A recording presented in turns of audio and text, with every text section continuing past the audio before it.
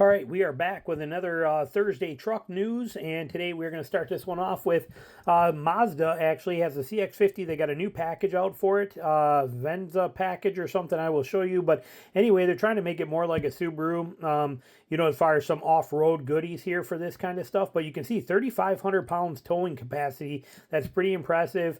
It's got some off-road cladding that you can see as an option on here, basically protecting the door panels. On there you get some off-road tires. I'm looking for where it is, and I'm not spending much time on here. You can go build this on there, but this package is on every CX-50, which is nice. You don't have to go to like a high-level trim for this. You can actually add this on even at their base model one, so you're like at 30 grand or just right at that number. So it's not too bad, pretty cool. I might actually make a whole video on this, but you can see some of the stuff you get on here with this package. Right there, the Apex package, this is what it is right here. Adds crossbars, roof platform, front and rear splash guards. This is the Meridian hood graphics, but all these things are individual options that you can put on there. Kind of cool. And like I said, it's 8.6 inches of ground clearance. It's going to make it very similar to a regular Subaru kind of competitive thing here, and a pretty decent price. So if you want to check it out, check it out. But I just got that notification, saw this picture, it made me interested. I dove into it a little bit, and it looks pretty impressive. And the 3,500 pound tow capability is pretty impressive there. All right, so moving on, because we want to go through these quick. This one is pretty cool if you are a Jeep guy, but unexpected collaboration is military heritage watch that you didn't know. But anyway, this watch right here, this Jeep watch, if you're a Jeep guy and you're looking for something like this, or you want to get into this thing here, I can tell you from firsthand experience, Marathon watches are incredible. These watches are off the charts. The quality of them is phenomenal. I've owned two of them in the past. They are just top shelf, tough as nails, built to take the abuse watches. I don't know what the prices are on this. I'm not quite sure if they even say on here. I didn't even dive into it anymore to see, but I just knew that it was that collaboration between the two of them, and Marathon watches are straight up phenomenal. So if you are interested in this, I'm just giving my seal of approval to Marathon, because man, they're incredible. And to get an actual dedicated watch with that collab right here, looks like it's $1,200, which, believe it or not, like I said, that's not too bad. Let me see here. Marathon currently offering a pricey watch, natural that priced at $1,500. The Quartz next at $1,200. Those are exact same watches as that. Respectfully, kudos. Could easily, the officer's watch are even more of a bargain. The mechanicals priced at $650, and the Quartz version at $500. All four of which are sold with the special Jeep brand tin, and all have case backs featuring the slogan, both Jeep and Marathon. So basically, there's four different levels: a $1,500 one, $1,200 one, $650, and $500. We're gonna get off this and move on. But if you are interested, like I said, Marathon watches are phenomenal watches, and it's kind of cool they collabed with Jeep on this. So all right, next one up here we got Hyundai Santa Cruz is getting an off-road treatment in a new XRT model. There's not a ton of this out here yet. We will dive into this more when we know more. Apparently there's 12 images. Let's see what they say on here. This is just them going through it, but you can see it looks like, again, a little more side protection, some off-road type tires. We got front tow hooks on here on the front of it. Look at that, Toyota, where they are. Look at that. That's kind of cool, huh? Right there in the front where they should be. Nice. So it looks like you're going to try and beef this Santa Cruz up a little bit.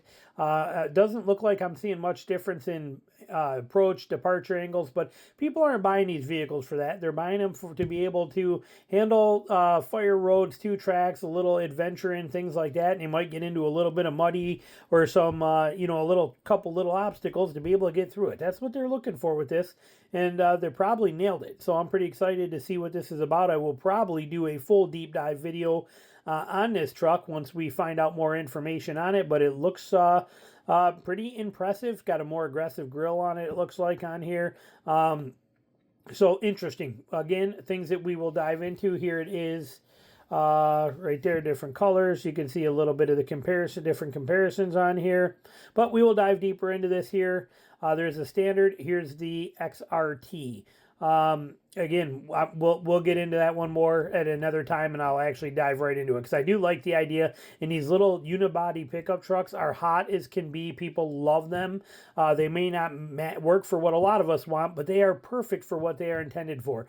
Moving on from there, we got here Ford recalls 43,000 SUVs due to a gas leak that can cause fire. Oh, all right. When I read this, I thought no big deal. Ford recalls. Okay, who cares?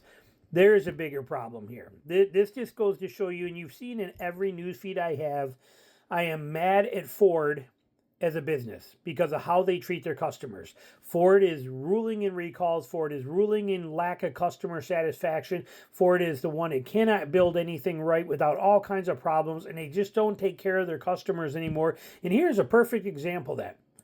They're recalling 43,000 SUVs because gas can leak from the fuel injectors on a hot engine surface. Well, the first thing that you think is, okay, well, gas can leak from the fuel injectors. Okay, so they're recalling it to replace the fuel injectors, right? Right? That's what we say. Ford is recalling nearly 43,000 small SUVs because gasoline can leak from the fuel injectors onto the hot engine surfaces. So we replace the fuel injectors, correct? No. No, they're not. Well, let's look at this for a second. Right here. Oh, okay. But the recall remedies do not include repairing fuel leaks. The recall covers certain Bronco Sport SUVs 2022 and 2023 models, as well as Escapes from 2022. Okay, this is insane. 43,000 of them. Ford says in a document filed with the U.S. safety regulatories that fuel injectors can crack and gasoline vapors can accumulate near ignition sources, possibly touching off fires. Now, here's where it gets good. Dealers will install a tube to let gasoline flow away from hot surfaces to the ground below the vehicle. They'll also update the engine control software to detect a pressure drop in the fuel injection system.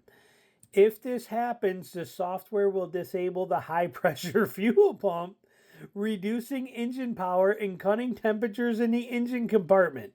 According to documents posted Wednesday on the National Highway Traffic Safety Administration website, owners will be notified by April 1st. The company says in documents it reported 5 under-the-hood fires, 14 warranty replacements on injectors, but no reports of crash or injuries. Ford said it's not replacing fuel injectors because it's confident the recall will prevent the failure from occurring and protect the customer. The new software will also trigger a warning light and allow customers to drive to a safe location and arrange for service, the company said. This is the worst. This is the absolute worst recall in history, and this is like the final nail in the coffin for Ford. If they are willing to do this, they are off the charts. The company also said it will extend warranty cover for cracked fuel injectors, so owners who do experience a problem will get replacements. Why are they not replacing all of them? Why are they not replacing every one of these and fixing it 100%?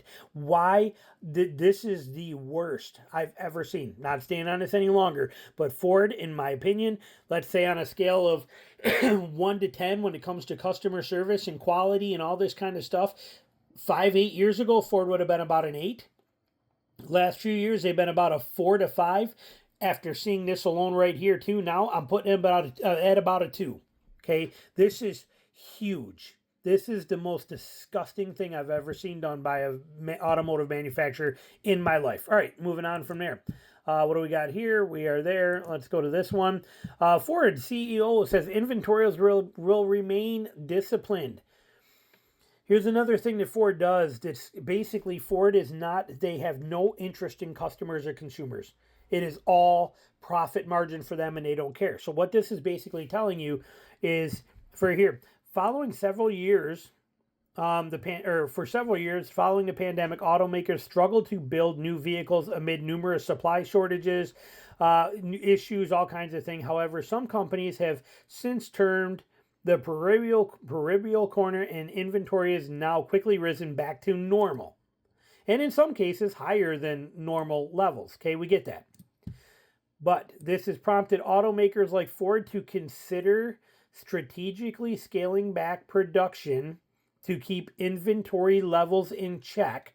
Hence the reason there's speedways and auditoriums filled with F-150s and trucks, because they don't want to give them to the dealers yet. They want to keep them in check. The trend, as CFO John Lawler said, will continue while speaking at the 2024 Bank of America Automotive Summit. I think we're still being disciplined with day supply. This is important. Read this, okay? I want you to hear what he's telling you and what he's telling banks. But this is what he's basically telling you is you get the big middle finger. We are not going to give you more day supply. We are not going to give you more vehicles because we want to charge full price for them. We will never go back to giving deals. And therefore, right now, they tried that and it didn't work very well. And now they got so many left over, they can't get rid of them. But here's what they said right here. We know that when you get into a heavy push environment, that erodes pricing really quickly. So I think we'll still have that in the industry. Everybody's remained disciplined. I think the other thing is that always that risk that it could become less disciplined right here. Okay, but so far, we haven't seen this year. We haven't seen that this year. It's going quite well. Last year, a lot of people were predicting we'd see a collapse in prices, and it didn't happen. So I see market factors remaining relatively strong through the first quarter, and we'll see how that goes for the rest of the year, but I'm very optimistic. Okay, what he's saying is he does not want anybody getting deals. He does not. He would rather you guys not have vehicles. He'd rather them sit on a lot and not show up at dealers so that you have to pay top dollar for them. It is just, like I said, Ford is under my skin on so many levels. They have dropped to the absolute worst company in the world. Now, would I still buy a Ford product? Maybe, but I'm telling you, they are the worst. They are the sleaziest company I've seen, and they used to not be. They are now. They used to not be, but now they have just sunk on such a level. It drives me nuts. Them and Toyota with the stupid how Toyota screws its customers over all the time drives me nuts. But this is just another example. Ford, what do we got here now? On a good note, Ford Maverick Tremor, it's cute, capable. It's not a hardcore off-roader, but it is pretty capable. It is pretty impressive. I actually have a full video review coming out on this that I've already made that will be out shortly. But short version, I straight up love this thing. I would never own it, could never use it, but I love the concept of this, and it's actually pretty reasonably priced, and you're getting a lot out of it. You can see right here, $34,000 for a Tremor model. It does get a rear locker dual clutch system in there. It's pretty impressive. It gets a almost a 1-inch lift. There's a lot of little benefits to this truck. You can check it out for yourself and see if you want to, but like I said, I will have a video coming out on it pretty soon, but I love what they're doing with this. Very huge props to Ford for this. But like I said, still very disgusted with Ford company. What do we got here? We got the last one here. Fails F-150 slump spurs Ford controversial dealer incentive plan. Another thing. Dealers think that the stair-step incentive confuses customers and hurts transparency, but Ford wants to sell out-of-date F-150s. Why do they have out-of-date 150s? Because they don't give them to the dealers. Because they need to keep the inventory short so that they can keep the markups up. Well, then they ended up not getting rid of all the 23 F-150s they had, so now they're dropping the prices on them absolutely insane to try and get rid of them because their tactic didn't work. It's just insane what's going on with this kind of stuff. And dealers are even fed up with it. The dealers are so tired of this stair-step initiative for the dealers. And the dealers are trying to pass this on to the customers. And they can't keep up with it. They can't figure out what's going on. Why? Right here. Why cause confusion among dealers and the customers? Because they won't know what the price will be week to week. That's what it is with stair steps. If you want to sell a vehicle, just put the money on a hood and let the customer know what that money is, and they'll buy it. They want transparency. Like I said, you can read this more if you want to, but just absolutely stupid what Ford's doing here. Like I said, I don't know what they think or how they do or what they do, but oh, they are driving me nuts, and they're giving me a lot of good A lot of good stuff, a lot of good talking points because they're failing miserable. But that's just first section. We got another section coming up later on today as well too, because I've been doing two sections on two news videos on Thursdays, and we are at already 15 minutes this one. We are stopping it. We're going to start the next one. Will be out for you shortly after you watch this one. Thanks.